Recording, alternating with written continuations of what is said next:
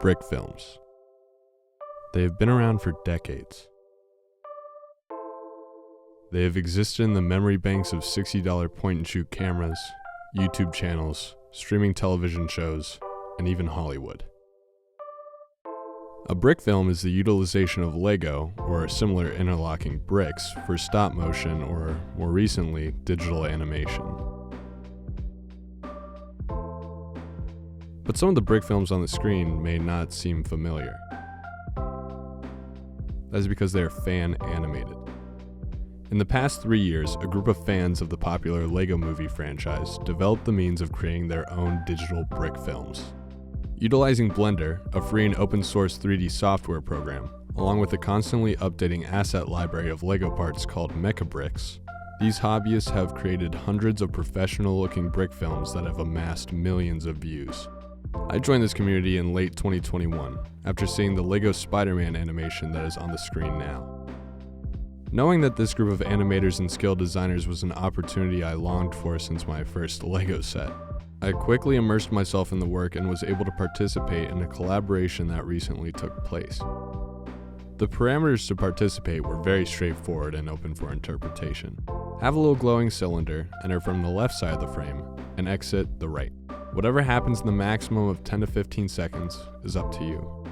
I've been showing some examples of these collaboration entries, of which there are 27. But now I want to show mine, my inspiration for it, and how it fits into the history of animation. First, we can just take a look at the animation.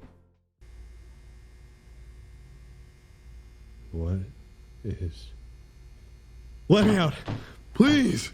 Please, please let me out! I need it! It calls to me, please! Mate. Despite only being 13 seconds, this animation took hours of brainstorming, set building, and animating, all with a hard deadline of 4 days. To begin, I need to clarify that I have always been a fan of Lego Batman and Lego DC characters and sets. I began crudely customizing Lego at a very young age, absolutely destroying my Lego collection in order to create the characters that Lego simply would not. I also played the Lego Batman video game. It was my favorite game on my Wii, and the best way to spend sleepovers with some of my closest friends. In Lego Batman the video game, one of the bosses is Killer Moth, a B-tier villain in DC Comics, but an A-tier villain in my heart. Not to spoil the boss fight, but the way you defeat Killer Moth is by using a large light bulb to distract him. Remembering this fight, I decided that I wanted to base my animation off a desperation for the little glowing cylinder. Unfortunately, BlenderBrick, which again is the free online asset library of Lego parts, did not have the official Killer Moth helmet in its database, so I had to pivot.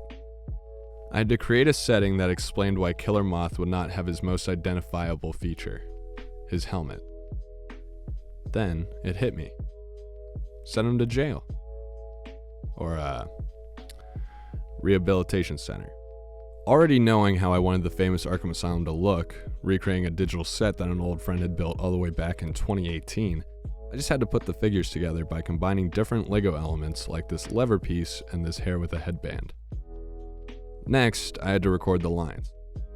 Historically, some of the most beloved Lego animators have simply used edited black ovals to signify when a character is talking. Some of the most notable ones do not include mouth movement at all. The Lego Movie set a new bar for how expressive Lego minifigures can be. Eyes can close and move all around the place, mouths can stretch to insane proportions. I knew I wanted not only to have my characters speak, but I wanted them to convey emotion. Principal animation was easy, just time consuming. The benefits of animating Lego, or toys in general, is the limit on how many joints there are. Lego do not have elbows or knees or toes. There are a lot less details to worry about. There are drawbacks to this, such as characters not being able to bend their knees or elbows. You cannot stretch parts to convey movement as you traditionally would with 2D or 3D characters. With animation in general, there is always an intentionality with how a person stands or walks. To bypass this, brick film animators use additional or substituted Lego parts to simulate the squash and stretch.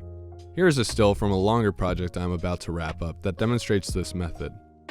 Notice how the limbs are actually replaced with tile pieces.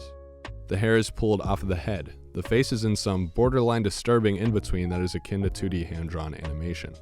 Since the movie licensing to LEGO Properties was sold and is just sitting in Universal's IP vault, we try to do our part to fill that void while using the advanced lighting techniques, programs, and industrial innovations that continue to redefine what it means to make a brick film. I am also going to include links to Blender, the MechaBrick's website, and the BlenderBrick's Discord community server if you would like to learn more.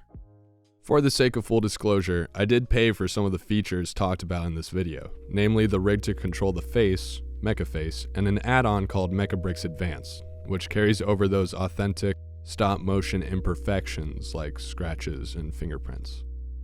I want to emphasize that you do not need to buy these assets to participate or to try out your own animations or building. You can still get the MechaBrick's Lite version for free. You may have to MacGyver or learn a lot about Blender if you want to get away with not paying for MechaFace though. But please do not steal it. A lot of heart went into its development. Other than that, I hope you have enjoyed this sneak peek into the blossoming world of digital brick films. There are some truly breathtaking animations that I cannot recommend enough, and any video that I showed will be in the obscenely long description in order of appearance. If you found anything I said remotely interesting, or you just want to see what other kinda cool, pretty dumb animations I'm going to put out, consider subscribing. No pressure though. After all, I'm doing this for me. You're welcome along though.